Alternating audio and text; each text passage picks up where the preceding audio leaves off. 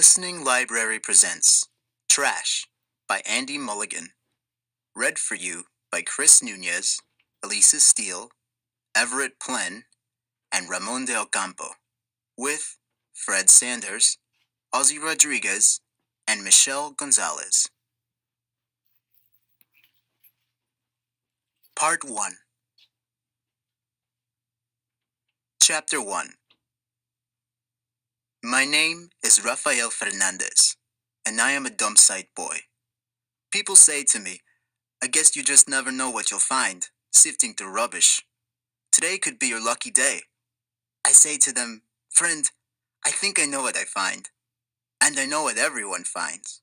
Because I know what we've been finding for all the years I've been working, which is 11 years.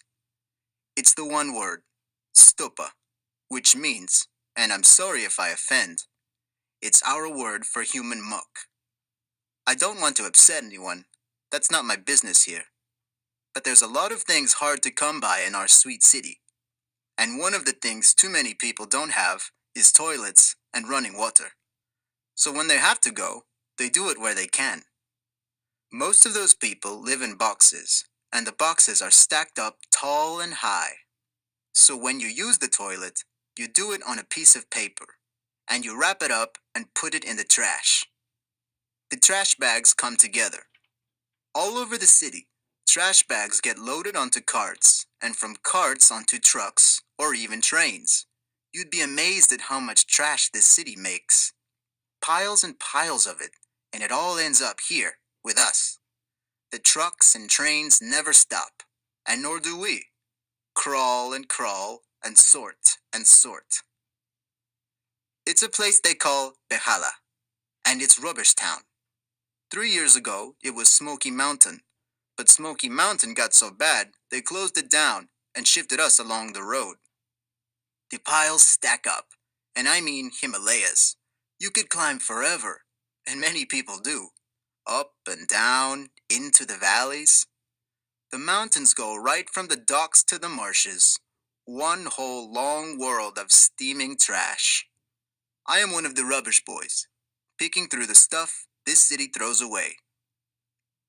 But you must find interesting things, someone said to me. Sometimes, no? We get visitors, you see. It's mainly foreigners visiting the mission school, which they set up years ago, and just about stays open. I always smile, and I say, sometimes, sir, sometimes, ma'am.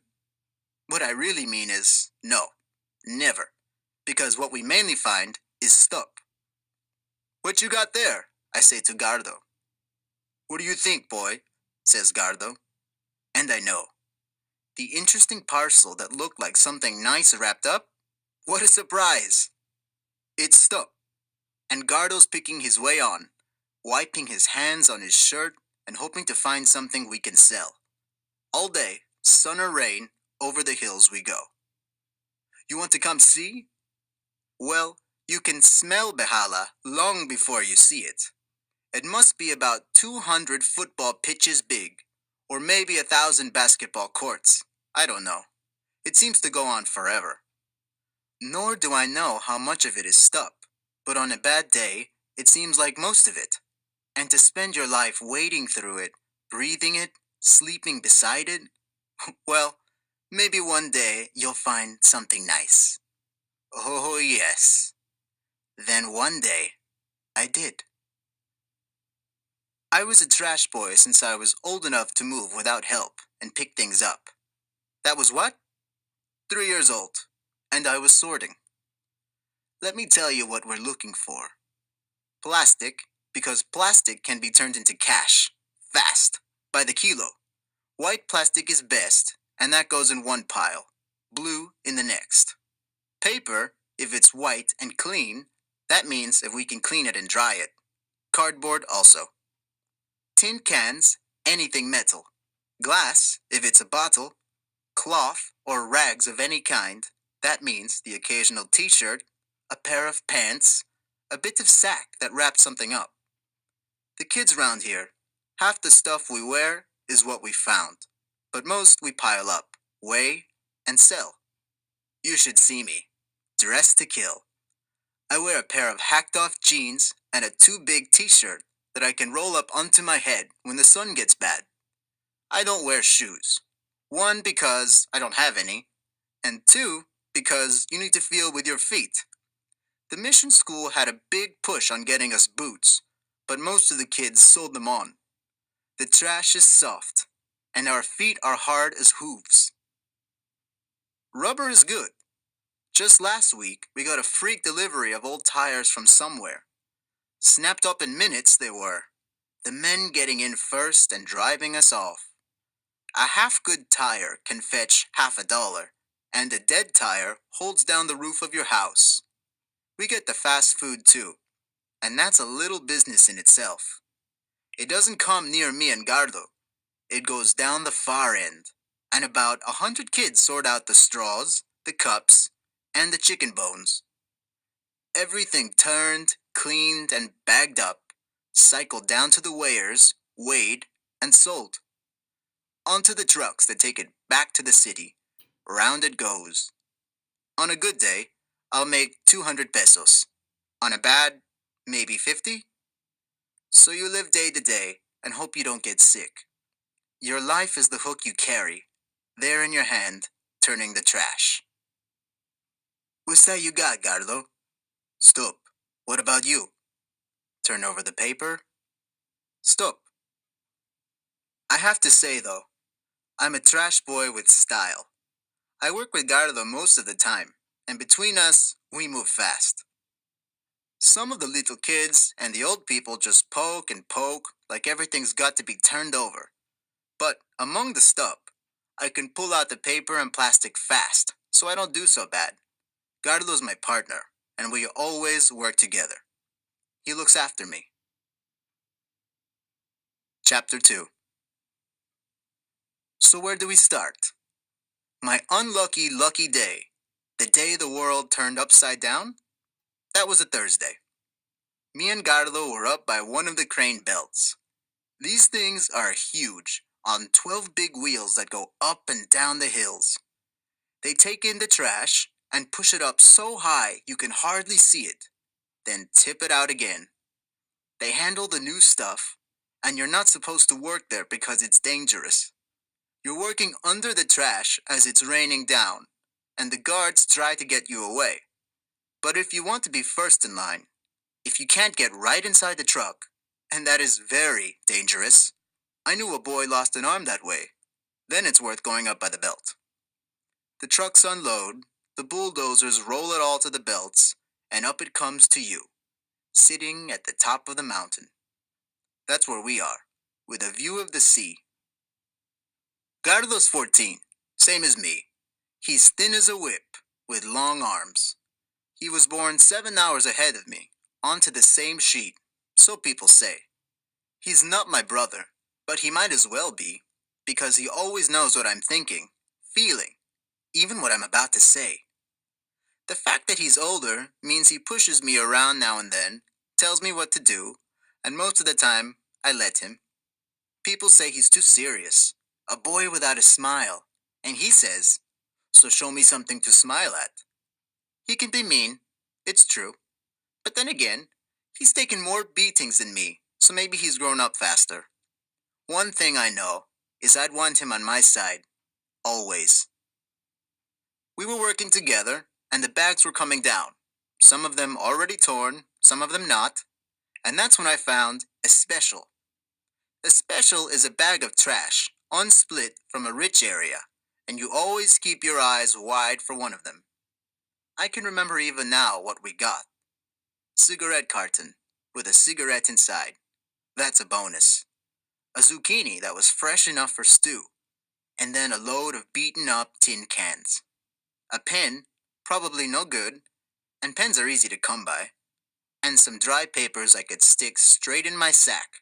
Then trash and trash, like old food, and a broken mirror or something. And then, falling into my hand. I know I said you don't find interesting things, but okay. Once in your life, it fell into my hand. A small leather bag, zipped up tight and covered in coffee grounds. Unzipping it, I found a wallet. Next to that, a folded up map, and inside the map, a key. Gardo came right over, and we squatted there together, up on the hill. My fingers were trembling because the wallet was fat. There were 1,100 pesos inside, and that, let me tell you, is good money. A chicken costs 180, a beer is 15, 1 hour in the video hall, 25.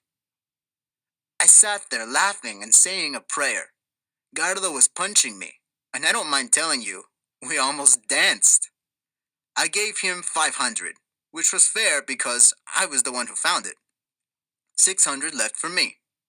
We looked to see what else there was, but it was just a few old papers, photos, and, interesting, an ID card. A little battered and creased, but you could make him out easy enough. A man staring up at us, right into the camera, with those frightened eyes you always have when the camera flashes. Name? Jose Angelico. Age? 33 years old, employed as a houseboy. Unmarried and living out somewhere called Green Hills. Not a rich man, and that makes you sad. But what do? Find him in the city and say, Mr. Angelico, sir, we'd like to return your property? Two little photos of a girl in school dress. Hard to say how old, but I reckoned 7 or 8, with long dark hair and beautiful eyes. Serious face, like Gardo's, as if no one had told her to smile. We looked at the key then. It had a little tag made of yellow plastic. There was a number on both sides, 101. The map was just a map of the city. I took it all away and slipped it down my shorts. Then we kept on sorting. You don't want to draw attention to yourself, or you can lose what you find. But I was excited. We were both excited, and we were right to be, because that bag changed everything. A long time later, I would think to myself, everyone needs a key. With the right key, you can bust the door wide open, because nobody's going to open it for you. Chapter 3. Rafael, still! I'll hand on to Gardo after this, after the evening. You see, just after dark, I realized I had something very, very important, because the police arrived and asked for it back. You don't see many police in Bahala, because in Ashanti, you sort out your own problems. There's not a lot to steal, and we don't usually steal from each other, though it happens. We had a murder a few months ago, and the police came then.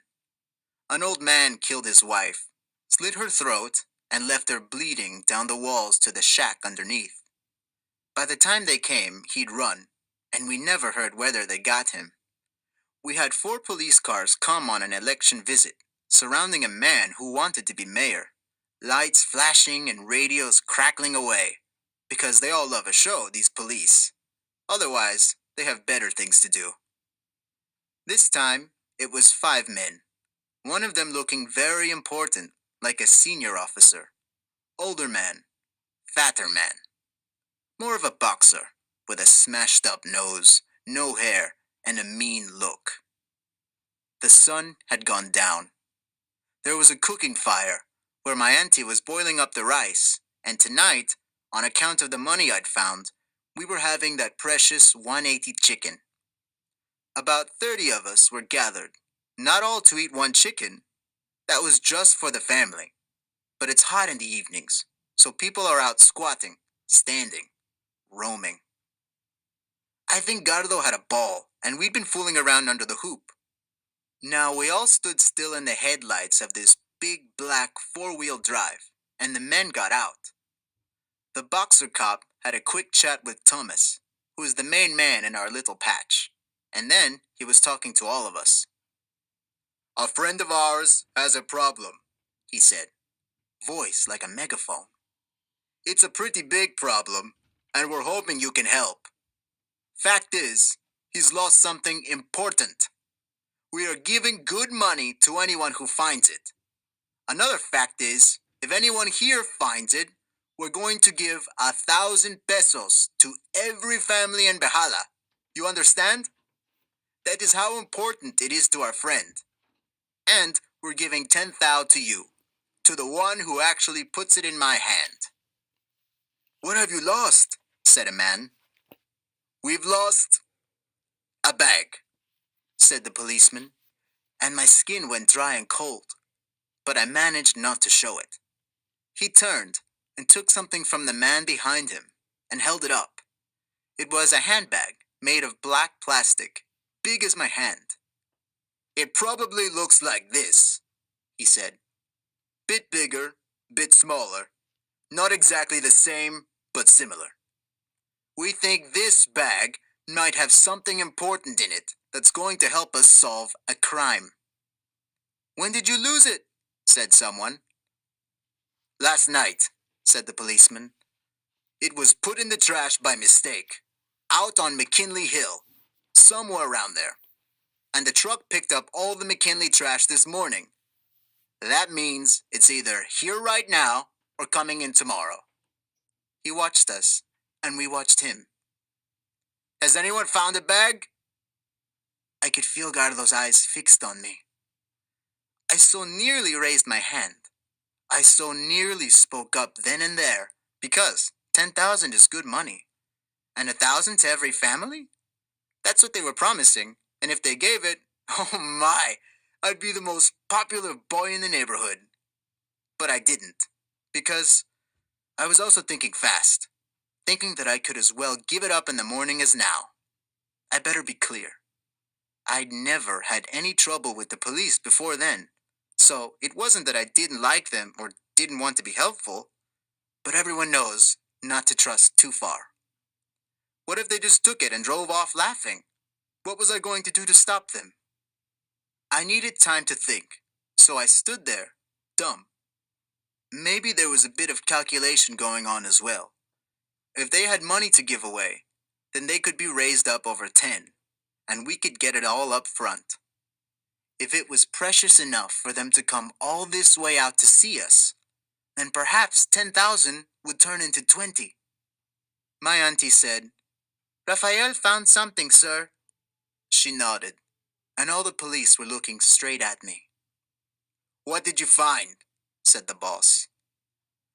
I didn't find a bag, sir, I said. What did you find? I found a shoe. Somebody laughed. What kind of shoe? One shoe? When was this? One shoe, sir. Just a lady's shoe. I can get it. It's in my house. What makes you think we're going to be interested in that? You playing games? He was looking back at my auntie, and her eyes were back on the rice, then on me, then on the rice. He said he found something, she said. He never said what he found, just trying to be helpful, sir. The cop in charge spoke loudly. Listen, we're going to be back here in the morning, he said. We are going to pay anyone who wants to work. 1 day, 1 week, however long it takes. We need to find that bag, and we'll pay to find it. One of the other policemen walked over to me, quite a young man. Garlo was right next to me then, and the policeman put his hand under my chin and tilted my head up. I looked into his eyes, trying so hard not to look scared. He was smiling, but I was glad to feel Garlo right up against me, and I smiled back as best I could. What's your name? He said. I told him. Brothers? Sisters? This your brother? My best friend, sir. This is Garlo. Where do you live, son? I told him everything, fast and happy, smiling hard. And I watched him fix our house in his mind, and then fix my face. He rubbed my ear gently, like I was a kid. He said, You gonna help us tomorrow, Rafael? How old are you? 14, sir. I know I look younger. Where's your father? No father, sir. That was your ma? Auntie. You want work, Rafael? You gonna help? Sure, I said. How much are you paying? I'll work forever. I made my smile bigger and my eyes wider, trying just to be an excited, harmless, cute little trash boy. 100, he said. 100 for the day, but if you find that bag. I want to help too, said Gardo, pretending to be 8 years old and showing his teeth. What's in the bag, sir? More money? Bits and pieces, nothing valuable, but. What kind of crime? I said. How's it going to help you solve a crime? Is it a murder? The policeman smiled at me some more. He looked at Gardo too. I don't even think it will, he said. But we got to give it our best shot. He was looking at me hard again, and Gardo's arm was right round me. I'll see you tomorrow. Then the policemen climbed back into their car and drove on, and we made sure we stood right up close to show we weren't afraid, and we made sure we ran with the car and waved. Now, Behala's full of little neighborhoods just like ours. The shacks we live in grow up out of the trash piles, bamboo and string, piled upwards. It's like little villages in amongst the hills. We watched the car, rocking over the ruts and holes, the lights going up and down. If they wanted to talk to everyone, they'd have to make the same speech 10 times. Later on, my auntie came close and said, "Why are you telling lies, Rafael Fernandez?" "I found a wallet," I said. "I gave you what I found. Why did you say that to them?" She came close, and she spoke quietly. "You found the bag, didn't you? You tell me now." "No," I said. "I found money." "Why did you say a shoe? Why did you not tell the truth?" I shrugged and tried to be sly. "Ma, I thought they might want the wallet back," I said. "Money in a wallet? Where's the wallet now?" "I'm going to get it. I just didn't want to speak up in front of everyone. Everyone looking right at me and." "You found the wallet in a bag? You can't lie to me." "No," I said. "No." She looked at me hard again and shook her head. "You're gonna get us into a lot of trouble, I think. Whose wallet was it? People always have a name. And if you." "I just took the money," I said. "I'll throw the damn thing away right now." "You give it to the police." "Why? It's not what they're looking for, Ma. I didn't find a bag." "Oh boy," she said. "Rafael, what I'm thinking is, if they're throwing money around to get that something back, you don't want to be caught messing about with it. I am serious, Rafael. If you found anything like the thing they're wanting, you need to give it up. First thing in the morning, when they're back." Gardo ate with us. He often did, just as I often ate with him and his uncle. I spent the night at his, just as he spent the night at ours. I'd wake up forgetting which place I was in and who was under the blanket with me. Anyway, just as we finished, the police car came back, big and black, and drove right out of the gates. We watched it go. I couldn't believe Auntie had said what she said. I knew she'd had problems with the police before, on account of my father, and I guess she had some feeling, even then, that things were going to get complicated. I think she wanted to stop it all there, all at once, but I still say she was wrong. It was one of the things that made leaving easier. I went up to my house, Gardo following. We live high, compared to many. 2 rooms built out of truck pallets, with plastic and canvas holding it fast, and it's stacked over 3 families below. You go up 3-step ladders to get to it. First, the bit where Auntie and my half-sister sleep, and beyond that's another little box, about the size of a sheet. That's where me and my cousins go, and Gardo too, when he's with us. My cousins were in there now, snoring away, and all around was the noise of neighbors' chatter and laughter, and radios, and someone calling. I moved one of the cousins along, and we got close into the side, where I store my things. It's a crate that beer came in, and it's up on one side. I've got a spare pair of shorts, another two t-shirts, and a pair of slippers. I've also got my little spread of treasures, like all the boys do. With me, it's a penknife I found, with a broken blade. Still, a good little tool. I've got a cup with a picture of the Virgin Mary. I've got a watch that doesn't go. I've got the little plastic duck, which the cousins play with, and I've got one pair of jeans. The jeans were wrapping up the precious bag, and it felt dangerous just to be unwrapping it. Gardo held a candle close and sat hunched, watching me. We were both bending over it. When I glanced up at him, his lips were thin. The whites of his eyes stood out like a pair of eggs. "We gotta move it," he said. "You can't leave it here, boy." "I think you're right," I said. "Where to?" He paused.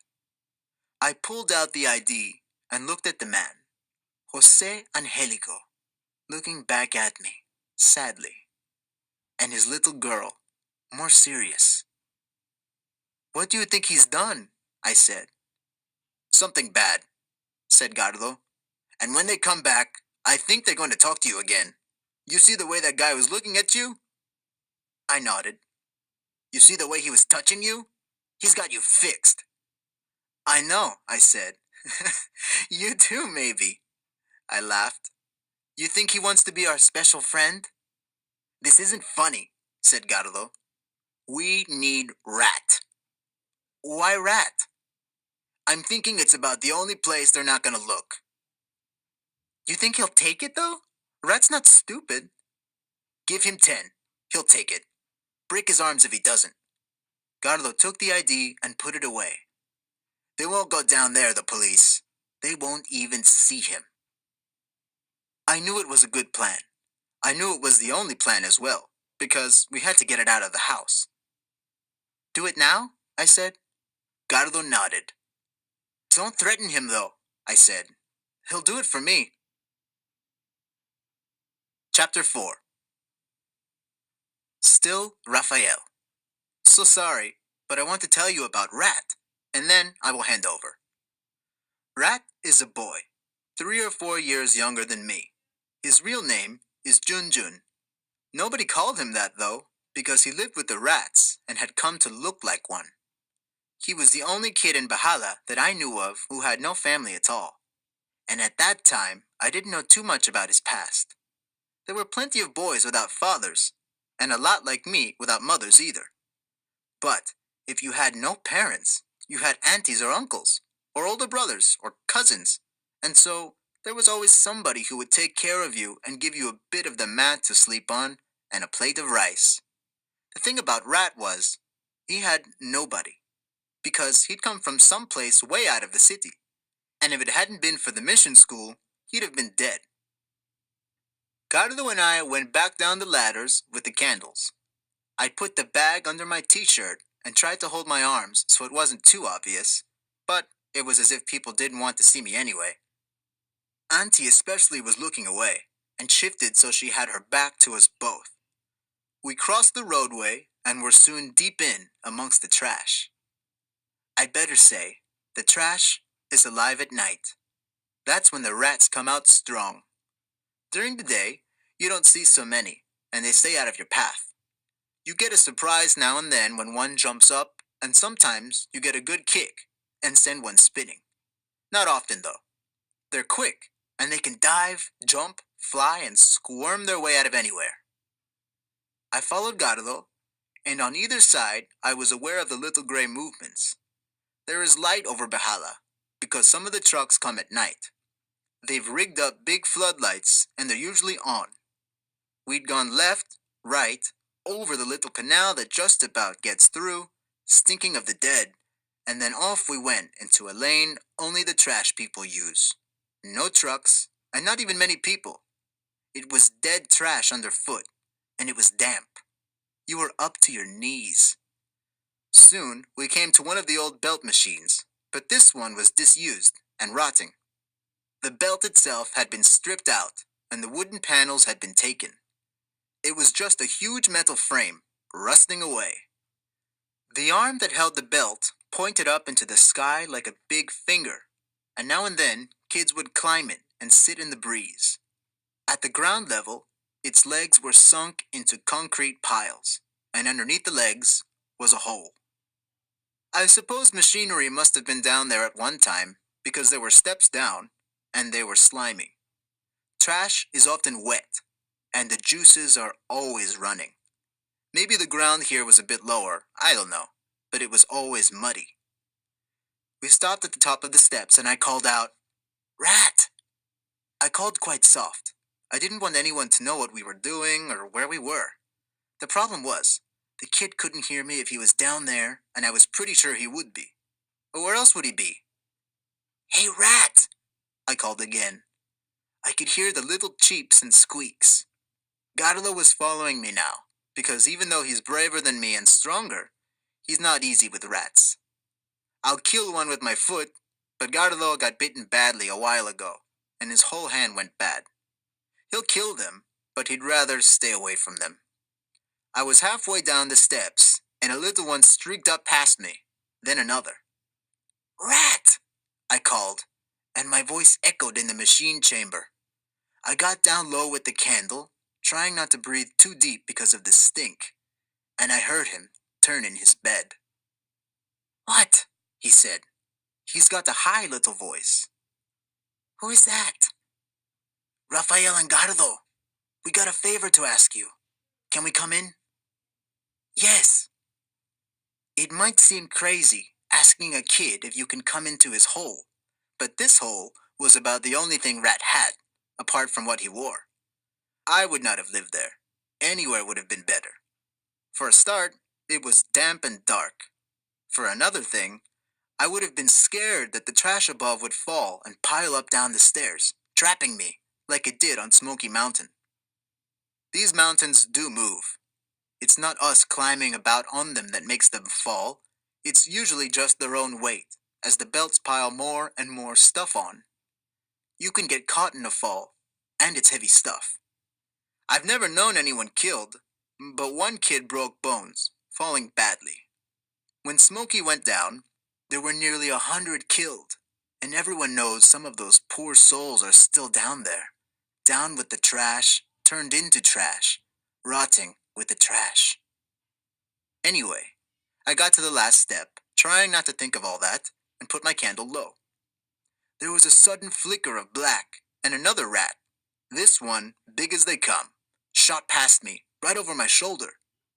The kid was sitting up, just in his shorts, gazing at me with frightened eyes, and his big broken teeth sticking out of his mouth.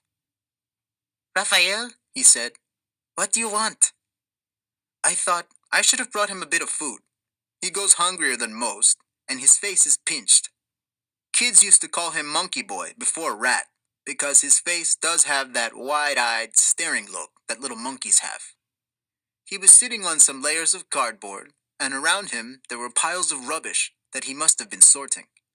The walls and ceiling were damp brick, and there were cracks everywhere. That was where the rats came in and out, and I guess there were nests just the other side. He had arms skinny as pencils, and Gardo's crack about breaking them had made me smile. You could break June's arms with your finger and thumb. He was a spider, not a rat.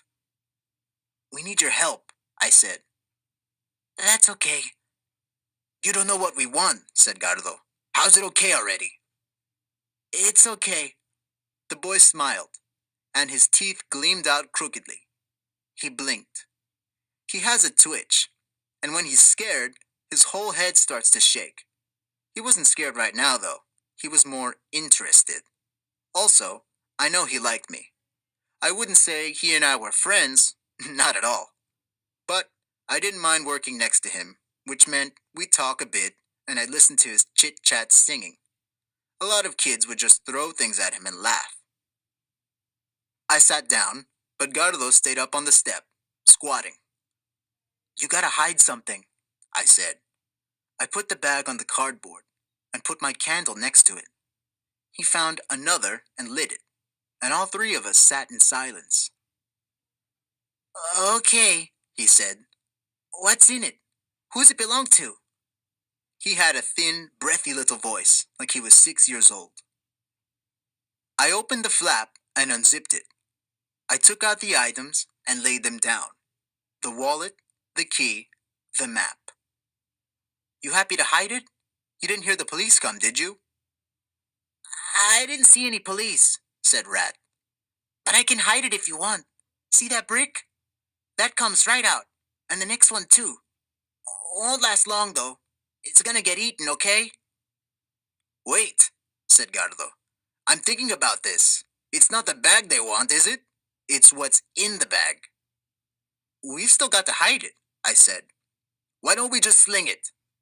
If we sling it, I said, and they find it, then they'll know someone's got what's inside. Maybe. If they know what they're looking for. Who's looking? Said Rat. What did the police want? I told him quickly, and his eyes widened. 10,000, Raphael? He said. You're crazy! Give it in and get the cash! Oh yes, said Gardo, sneering. You really think they'll give it? You taken in by that? And if they do, boy, you think he'll hold on to 10,000? Rat looked from me to Gardo and back again. Look, I said, we've got to hide it. They come back tomorrow. They say they're going to pay everyone to work. We all get a few days' work, maybe. Give it up next week. Everyone's happy, said Rat. That's a good idea, maybe. But you got to ask, why do they want it so bad, okay? How much was in this? His thin fingers opened the wallet and pulled out the ID card. 1,100, I said. He smiled right at me. Anything for using my house? I'll give you 50, I said, and he grinned even wider and touched my arm. You promise, okay? That's a promise. Promise. His hands went to the map. We ought to find out what they want, he said. What is this? Buried treasure? There's nothing on it, I said. It's just a city map. He looked harder at the ID then, staring at the photograph. Who is this? Jose Angelico, I said. I knew Rat couldn't read. He turned the paper over and over, looking at the face. Jose Angelico, he said slowly. You think the police want him? You think he's a wanted man? He looks nice enough. This his little girl? He was looking at the child, putting the faces next to each other. Maybe, I said. I don't know. He's rich enough to send her to school, said Rat. That's a school dress. What if he's been murdered? Said Gardo. Maybe they're looking for his body, looking for the murderers too. This could be part of something bad. Who lost the bag, though? I said. How do you lose a bag in the trash? Not by accident, said Rat. He was staring at the photos again. We have to find out who he is, okay? He might give more than the police. And what's the key? Said Gardo, pointing to it. That's his house key, maybe. Maybe he's locked out of his house. Find out where he lives. Oh no, that's not a house key, said Rat, staring. He hadn't noticed the key in the darkness. Now he picked it up and put it next to my candle. He looked up at me again. Oh my, you don't know what that is, do you? Could be to a safe, I said. What is it, a padlock key? What's the 101? You don't know what that is, said Rat, slowly. He was teasing us. I do. I'll raise you to 100. What? He was smiling wider than I'd ever seen him smile, and his broken teeth stuck out like straws. I've seen these so many times, okay? I can tell you exactly what it is and where it is. You give me that 50? Now? Make it 100, or you get no further. Do you know what it is? Really? Rat nodded. I pulled out some notes and counted them out on the cardboard. There was a skittering of feet behind the wall, and I heard something running right round the little room, surrounding us. There were squeakings again. The place was alive. Gardo and I sat on, looking at Rat, waiting for his great piece of information. Central Station, he said softly.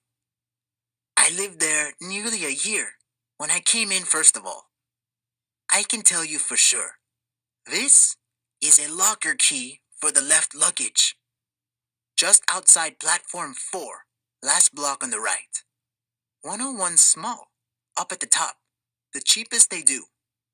This man's left something there. He smiled again, and we sat there, just looking at each other. Gardo whistled, and I felt my heart beat faster and faster. You want to go there? Said Rat. We go there now if you want.